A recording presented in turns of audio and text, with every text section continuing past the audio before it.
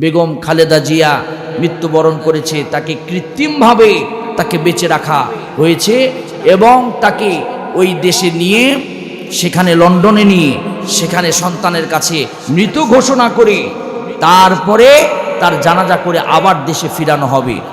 আমাদের মরণ আছে, আপনি যত বড়ই কিছু হন না কেন আপনাকে মরতেই হবে, এটা সত্য, চিরন্তন সত্য। আপনাকে মৃত্যুবরণ করতেই হবে, আপনি রেহাই পাবেন না, রক্ষা পাবেন না।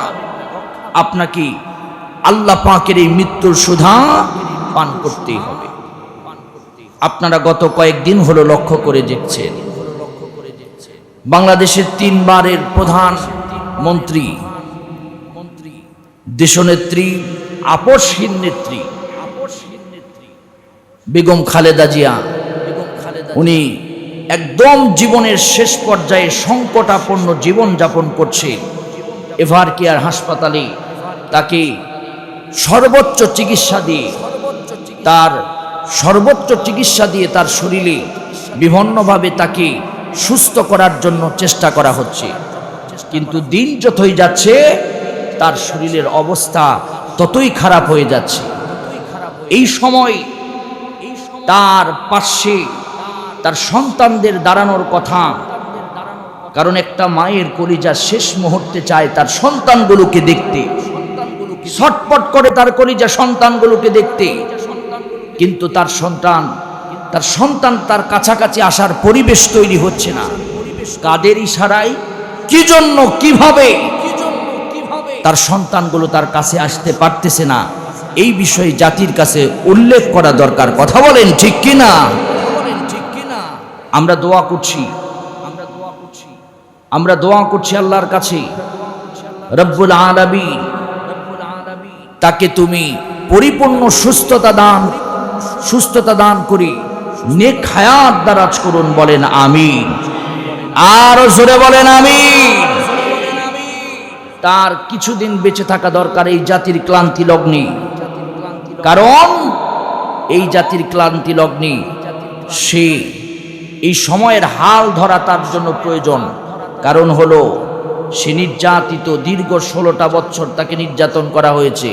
মির্জা আব্বাস তিনি তার একটি বক্তব্যে উপস্থাপন করেছেন যে তার শরীরে বিষ প্রয়োগ করা হয়েছে, তার শরীরের ভিতরে বিভিন্নভাবে আস্তে আস্তে তাকে অসুস্থ বানিয়ে, শরীর অসুস্থ করে দুনিয়া থেকে বিদায় করে দেওয়ার জন্য তার শরীরের ভিতরে বিভিন্নভাবে বিষ প্রয়োগ করা হয়েছে। তার উদ্ধৃতিতে সে বলেছেন যে যার কারণে তার শরীর ফুলে গিয়েছে, সে অসুস্থ অবস্থায় দিনপাত করছেন, অসহায় অবস্থায় সারা দেশের মানুষ তার জন্য দোয়া করছে, বারবার চিন্তা করছে কি যেন হয়, কি যেন খবর আসে। অনেকে বারবার খবর দেখছেন, তাকে উন্নত চিকিৎসার জন্য বাহির থেকে ডাক্তার নিয়ে আসা হয়েছে। এই ডাক্তার সহ তাকে নাকি এই দেশ থেকে লন্ডনে নেওয়া হবে। তার সন্তান লন্ডন থেকে এই মুহূর্ত পর্যন্ত আসতে পারেনি। মায়ের জন্য তার হৃদয়টা ছটফট করছে, তার মায়ের হৃদয় তার জন্য ছটফট করছে। 2008 সাল থেকে সে দেশের বাহিরে। আমার ভাইয়েরা, সেই সন্তান তার মায়ের কাছে এই সংকটাপূর্ণ মুহূর্তে থাকতে পারছেন না, আসতে পারছেন না।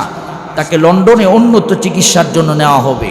কিন্তু অনেকে ফেসবুক সহ বিভিন্ন জায়গায় লেখালেখি করছেন যে বেগম খালেদা জিয়া মৃত্যুবরণ করেছে, তাকে কৃত্রিমভাবে তাকে বেঁচে রাখা হয়েছে এবং তাকে ওই দেশে নিয়ে, সেখানে লন্ডনে নিয়ে, সেখানে সন্তানের কাছে মৃত ঘোষণা করে তারপরে তার জানাজা করে আবার দেশে ফিরানো হবে। আমরা কারু ব্যাপারে কোনো ধারণা পোষণ করব না। ধারণা পোষণ করতে নিষেধ করেছেন কে? সবাই বলেন, নিষেধ করেছেন কে? এরকম গুজব দেওয়া কোনো কথার ভিতরে আমরা কান দিব না, কারণ ইমানদার জাস্টিফাই না করে কোনো কথা কোনোদিন উপস্থাপন করবে না। একজন ফেসবুকে লিখলো আর আপনি সেটাকে জাস্টিফাই না করে সেটা যদি আপনি পোস্ট করেন কিংবা কপি করেন, কিয়ামতের দিন আপনিও আল্লাহর কাছে দায়ী থাকবেন।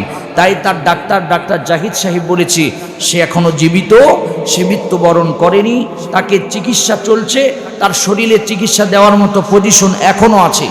আল্লাহর কাছে আমরা সবাই দোয়া করব, কারণ ইসলামের ব্যাপারে দেশনেত্রীর অনেক অবদান ছিল। আল্লামা সাইদি সাহেব যেদিন মৃত্যুবরণ করেছিলেন, সবচাইতে বেশি যিনি কেঁদেছিলেন তিনি বেগম জিয়া, অত্যন্ত বেশি কেঁদেছিলেন। এই জন্য যে সে ইসলামের ব্যাপারে অত্যন্ত শুধু ধারণা পোষণ করতেন, ইসলামের অনেক বিধানগুলোকে পালন করার ক্ষেত্রে তার অগ্রণী ভূমিকা ছিল। এজন্য সারা দেশের মানুষ তার জন্য দোয়া করছে, কারণ ইসলামের সাথে যারা আছে আল্লাহর রহমত তাদের সাথে আছে। কথা বলেন ঠিক কিনা? ইসলামের সাথে যারা নাই তাদের উপরে গজব নাজিল করেন কে? জোরে বলেন, গজব নাজিল করেন কে? আল্লাহ পাক। এই জন্য ইসলামের সাথে যিনি ছিলেন, ইসলামের পক্ষের শক্তির সাথে যিনি ছিলেন, আমরা তার জন্য দোয়া করছি।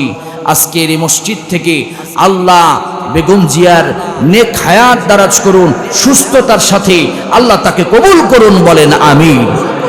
আর জোরে বলেন আমিন।